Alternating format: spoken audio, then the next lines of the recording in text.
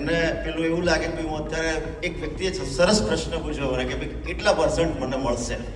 Real એસ્ટેટના માણસો અહીંયા કેટલા છે? બરોબર. હવે આટલા લોકો છે એમને તો ખબર છે કે રિયલ એસ્ટેટમાં શું કમાવાનું છે, બધાને ખબર છે. રિયલ એસ્ટેટમાં એવું છે કે જમીનના પૈસા જમીનમાં જ્યારે તમે રોકો છો ત્યારે 1 વર્ષમાં ડબલ થયા છે એવી હિસ્ટ્રી અમદાવાદ પાસે પણ છે. તમને ખબર ના હોય તો તમે મને એકલા મળશો તો હું કહીશ કે ભાઈ એક જગ્યા લીધી હતી 1 વર્ષમાં ડબલ થયા છે, 3 વર્ષમાં ડબલ થયેલા એવા બધા પણ પોકેટ્સ છે રિયલ એસ્ટેટમાં. અને એના આંકડા પણ અહીંયા બતાવ્યા હતા.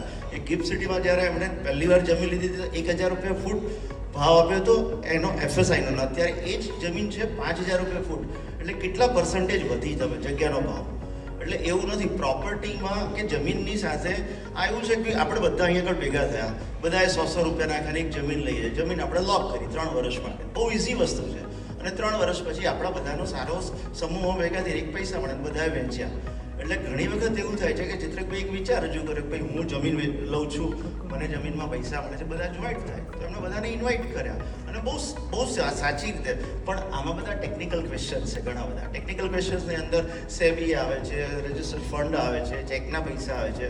જમીન ચેકના પૈસાથી નથી લેતી. એમ કોઈ અનિલ બકેરી છેલ્લા 25 વર્ષથી 100% ચેક પેમેન્ટમાં કામ કરે છે.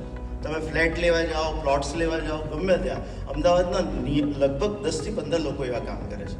એટલે મારી જર્ની એમની સાથે 20 વર્ષથી રહી છે. મારા ઇન્વેસ્ટરો કમાયા છે.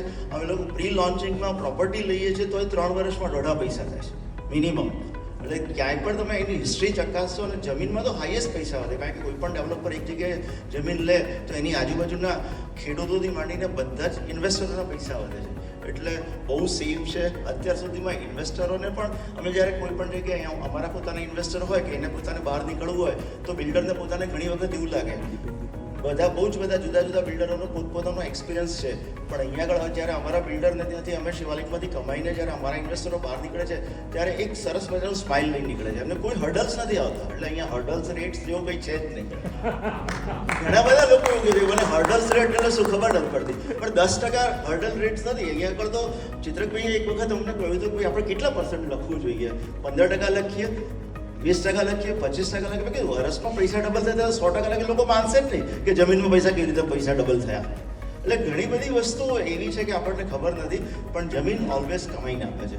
એટલે અમારો ટ્રસ્ટ 25 વર્ષથી છે આ કંપનીમાં. અમે લોકો અત્યારે કામ બી સાથે કરીએ છીએ અને બધા જ લોકો અમારા થકી કમાય પણ છે. એટલે પ્લીઝ બધા સાથે મળો અને જોઈન્ટ એડથી આપણે આ વેન્ચરને આગળ વધારીએ. બસ એ જ રિક્વેસ્ટ છે. Thank you sir.